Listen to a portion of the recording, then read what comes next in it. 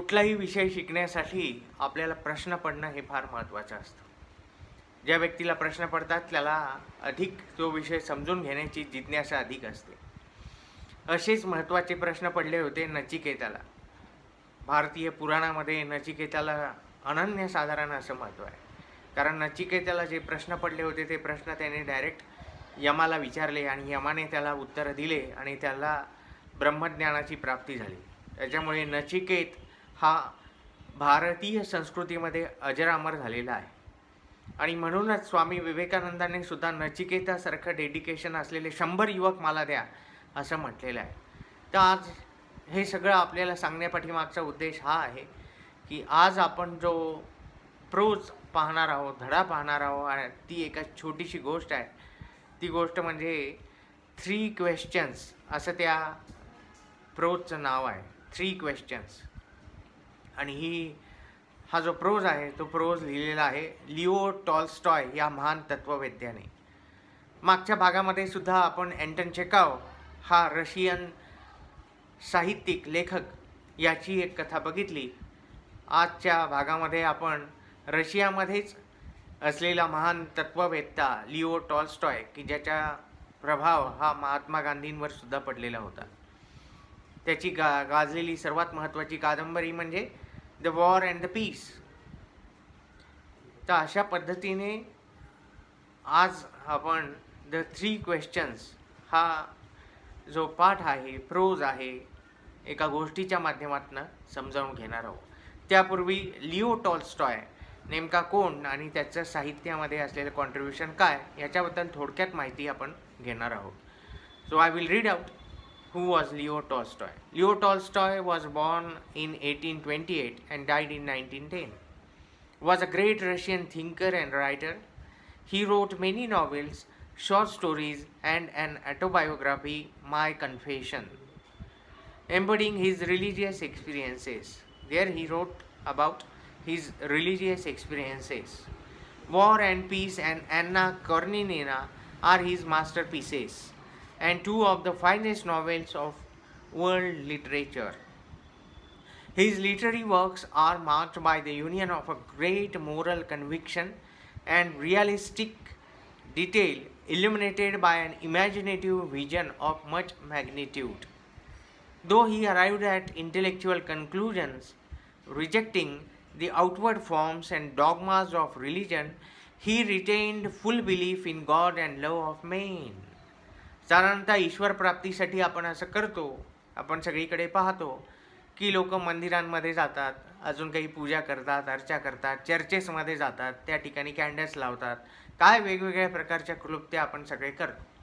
पण तरीसुद्धा हे सगळं बाह्य रूपामध्ये जरी झालेलं असलं तरीसुद्धा अंतरंगामध्ये मात्र त्याचा कुठल्याही प्रकारचा भाव उमटताना दिसून येत नाही. आणि ह्या सगळ्या बाह्य रूपाला लिओ टॉल्स्टॉयने खूप मोठी अशी टीका केलेली आहे. तो सुद्धा असं म्हणतोय की जोपर्यंत तुम्ही मनामधनं देवाची प्रार्थना करणार नाही, भक्ती करणार नाही, तोपर्यंत तुम्ही त्याला प्राप्त करू शकणार नाही.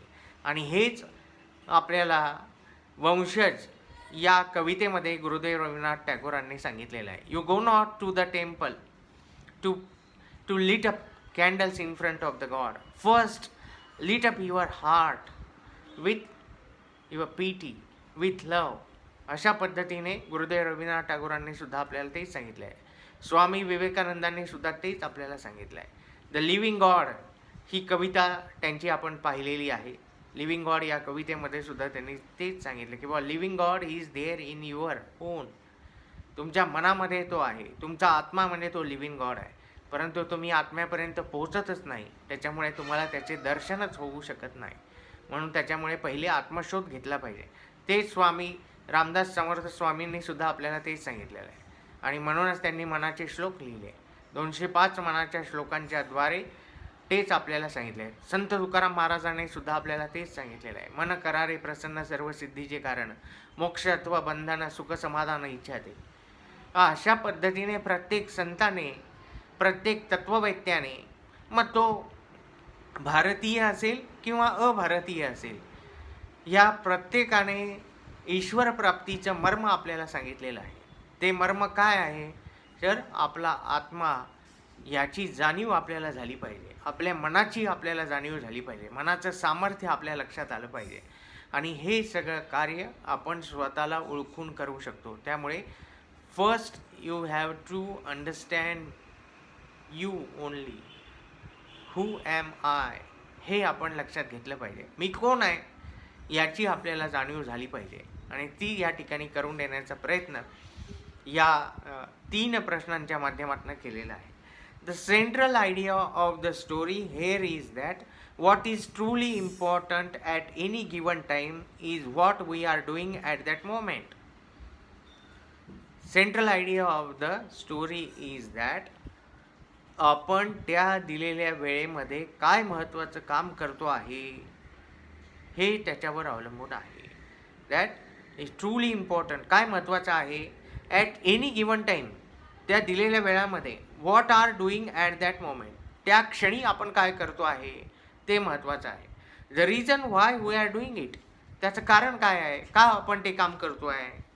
How it will help someone else at that moment, आणि माझं काम मी ते जे करतो आहे त्या वेळेला त्याचा उपयोग इतरांना कोणाला होणार आहे का. And the most important time is always now, आणि सर्वात महत्त्वाचा वेळ क्षण कोणता आहे तर तो म्हणजे आत्ता आणि आत्ताच आहे. म्हणून ते आपल्याकडे सुद्धा आपण म्हणतो की कुठलेही काम आपण त्याच क्षणी केलं पाहिजे. त्याच्यासाठी विलंब करता कामा नये. आजचं उद्या, उद्याचं परवा, तो असा क्षण कधीच येत नसतो. त्यामुळे ते काम त्याच वेळी पूर्ण करणं गरजेचं आहे. ही ह्या अप्रोचची असलेली सेंट्रल थीम आहे, मध्यवर्ती संकल्पना आहे. की काय महत्त्वाचं आहे तर ती वेळ महत्त्वाची आहे, तो क्षण महत्त्वाचा आहे. त्या क्षणामध्ये कोण लोक आपल्यासोबत आहेत, त्यांच्यासाठी आपण काय करतो आहे, त्यांना त्याचा फायदा होणार आहे का, असा सगळा साकल्याने संपूर्ण विचार करून जर आपण कार्य केलं तर निश्चितपणे ते सार्थकी लागू शकतं. आणि याचाच अर्थ काय तर स्वतःसाठी काम करायचं नाही तर इतरांसाठी काम करायचं आहे. Service to the people is service to the God, हे मागच्या वेळेस पण आपण पाहिलेलं होतं. म्हणून काय केलं पाहिजे तर इतरांना नेहमी मदत केली पाहिजे, हे आपण सर्वांनी लक्षात घेतलं पाहिजे. आणि हीच या धड्याची असलेली मध्यवर्ती संकल्पना आहे. तर अशा पद्धतीने हा आपल्याला धडा बघायचा आहे, द 3 क्वेश्चन्स. आणि ह्या धड्याचे लेखक आहेत लिओ टॉल्स्टॉय. आज आपण आता सुरुवात करतो आहे. पहिले मी टेक्स्ट आपल्याला वाचून दाखवतो, मग त्या पद्धतीने साधारणतः 2 विभागामध्ये आपल्याला हा सुद्धा धडा करावा लागेल. पहिला विभाग आपण आता घेऊया. It once occurred to a certain king that if he always knew the right time to begin everything, if he knew who were the right people to listen to and whom to avoid, and above all, if he always knew what was the most important thing to do, he would never fail in anything he might undertake. And this thought having occurred to him, he had it proclaimed throughout his kingdom that he would give a great reward to anyone who would teach him what was the right time for every action, and who were the most necessary people, and how he might know what was the most important thing to do. And learned men came to the king, but they all answered his questions differently. बघा, एकदा राजाच्या समोर असा प्रश्न निर्माण झाला की काय आपण कोणतं काम केलं पाहिजे, ते काम कोणासाठी केलं पाहिजे, त्याच्यासाठी योग्य वेळ कोणती आहे, असा प्रश्न राजासमोर निर्माण झाला. आणि मग त्याने या सगळ्या प्रश्नांचे उत्तरं शोधण्यासाठी अशी एक विचार सगळ्यांसमोर मांडला की जो कोणी या माझ्या 3 प्रश्नांचे उत्तरं देऊ शकेल त्याला मी बक्षीस देईल. आणि मग सगळ्या गावामध्ये ढिंडोरा, त्याचा पूर्ण राज्यामध्ये हा सगळा प्रस्ताव दिला, दवंडी पिटवल्या गेली आणि अनेक लोक त्याच्याकडे आले आणि त्यांनी दरबारामध्ये या 3ही प्रश्नांचे उत्तरं दिले. परंतु प्रत्येकाने प्रश्नांचे वेगवेगळे उत्तर दिले. त्यामुळे राजा काही प्रसन्न झाला नाही, राजाचं काही समाधान झालं नाही. In reply to the first question, some said that to know the right time for every action, one must draw up in advance a table of days, months, and years, and must live strictly according to it. कोणत्या वेळेला कोणतं काम केलं पाहिजे ह्याच्यासाठी हा जो पहिला प्रश्न होता त्याच्यासाठी ज्या लोकांनी उत्तर दिले त्यापैकी काही लोकांचं असं म्हणणं होतं की एक टाईम टेबलच तयार केलं पाहिजे. मग ते वर्षाचं असेल, महिन्याचं असेल, दिवसाचं असेल आणि त्यानुसार त्या वेळेला त्या ठिकाणी दिलेल्या कामानुसारच आपल्याला काम करावं लागेल. ठरवलेल्या दिवशी जे काम आपण ठरवलेलं आहे तेच काम आपण त्यावेळेस केलं पाहिजे. ओनली दस said they could everything be done at its proper time. जर अशा पद्धतीने आपण नियोजन केलं, प्लॅनिंग केलं तरच आपण त्यावेळेस ते काम तडीस नेऊ शकतो, पूर्ण करू शकतो. Authors declare that it was impossible to decide beforehand the right time for every action. पण काही लोकांनी असं म्हटलं की असं कुठल्याही प्रकारची काम करण्यासाठी योग्य वेळ हीच आहे असं काही आपण निश्चित सांगू शकत नाही. But that not letting oneself be absorbed in ideal pass time.